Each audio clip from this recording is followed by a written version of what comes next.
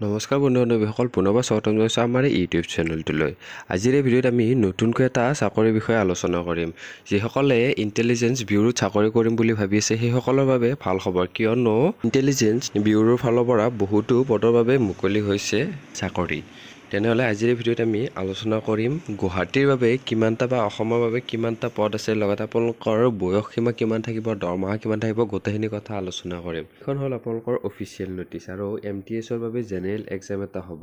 আৰু ইয়াত গুৱাহাটীৰ বাবে টোটেল পদ আছে 10টা পদ আছে। আপোনালোকে আবেদন কৰিব পাৰিব এই 10টা পদৰ বাবে। আৰু ইয়াত দৰমহা হ'ব 18,000ৰ পৰা আৰম্ভণি কৰি 56,000 পৰ্যন্ত।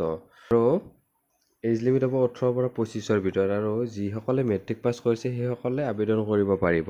আপোনালোকৰ ৰিটেন এক্সাম হ'ব। ৰিটেন এক্সামটো 100 নম্বৰৰ হ'ব।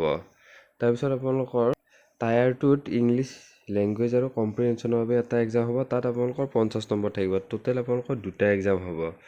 আৰু ক'ত এক্সাম হ'ব সেইটো কথাও লিখা আছে। গুৱাহাটীত আপোনালোকৰ এক্সাম হ'ব, লগতে ডিব্ৰুগড়ত হ'ব, যোৰহাটত হ'ব, শিলচৰত হ'ব আৰু তেজপুৰত হ'ব।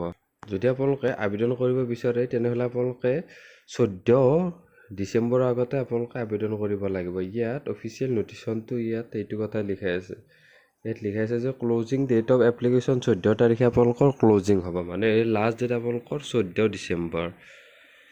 তেনেহ'লে বন্ধু-বান্ধৱীসকল, আজিলৈ ভিডিঅ'টো ইমানখিনি আছিল। পুনৰবাৰ আপোনালোকক নতুন ভিডিঅ' এটাৰ সৈতে নতুন ইনফৰমেশ্যনৰ সৈতে লগ পাম। আজিলৈ ইমানেই, ধন্যবাদ। জয় অসম।